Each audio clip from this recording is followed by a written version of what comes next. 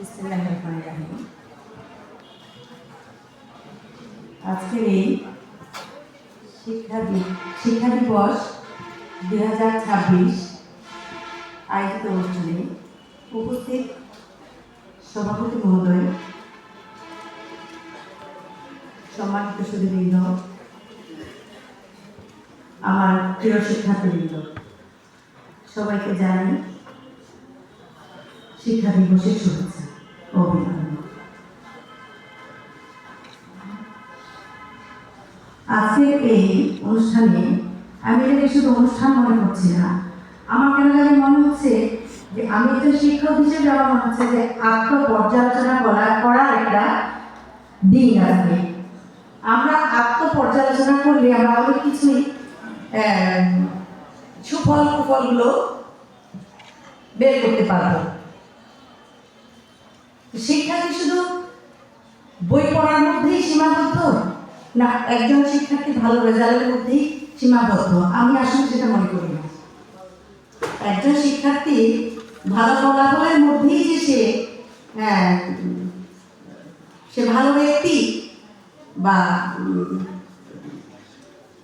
সে একজন ভালো কিছু করবে, এটা আসলে বলা যাবে না। আমি একজন শিক্ষক হিসেবে বলছি যে প্রথমেই আমাদের শিক্ষার্থীদের শিক্ষাদানের পাশাপাশি তাদেরকে মানবিক চেতনায় জাগ্রত করা আমাদের প্রত্যেক শিক্ষকের তাদেরকে অনুপ্রেরণা দেওয়া উচিত। শিক্ষা বলতে আমি মনে করি যে একজন প্রকৃত শিক্ষিত মানুষের এমনটাই হওয়া উচিত যে সে সৎ হবে, নিষ্ঠাবান হবে, দায়িত্ববান হবে, তবেই সে প্রকৃত শিক্ষিত।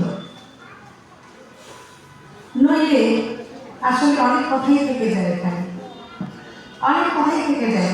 আমরা শিক্ষক, আমি একটু শিক্ষক হিসাবে আমি একটা ছোট্ট গল্প বলি যে আমার এক স্টুডেন্ট একটু পড়াশোনায় সে দুর্বল ছিল। সবাই তাকে বলতো এটা কিছু হবে না, পারবে না। কিন্তু আমি ক্লাসে প্রায় দেখতাম ও খুব মনোযোগ দিয়ে আমার ক্লাস শুনতো এবং সে প্রশ্ন করতো, জানার ইচ্ছাটা তার ছিল প্রবল। তো একদিন আমি তাকে প্রশ্ন করলাম, বাবা তুমি আসলে কি হতে চাও?